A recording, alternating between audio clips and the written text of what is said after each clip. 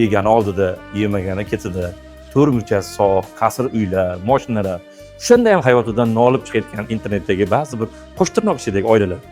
Sizlarga men bitta go'zal oilani ko'rsataman. Bularning to'ylariga Robbirasa 1 yil bo'ldi.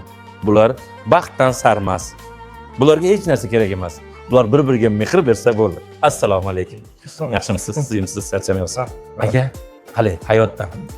Hayot juda ham ajoyib. Alhamdulillah deymiz, faqat Allohning bergan kuniga va Allohning bergan baxtiga faqat shukr qilamiz. Hayotdan nolish insonga hech narsa keltirmaydi. Ular oldinga, faqat oldinga va yana faqat oldinga.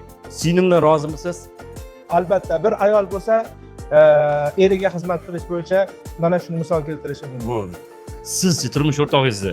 Alhamdulillah, borlarga shukr va oyijon, adajon bularni shunaqa tarbiya qilishganiga men ulardan minnatdor roziman va ularni o'sha jannatlarda boshlariga toj kiydirish inshaalloh orzuyim.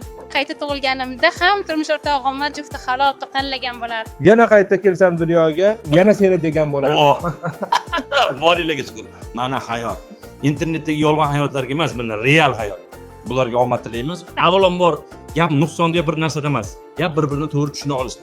Albatta. Borilarga shukr. Hammalarga. Baxt bu o'zgani baxtli qila olishdan. Videoni hammaga tarqatasiz, like bosasiz. Kommentariyada bularni haqiqiy duo qiling. Farzandlarga mehr tutar, hayot dardi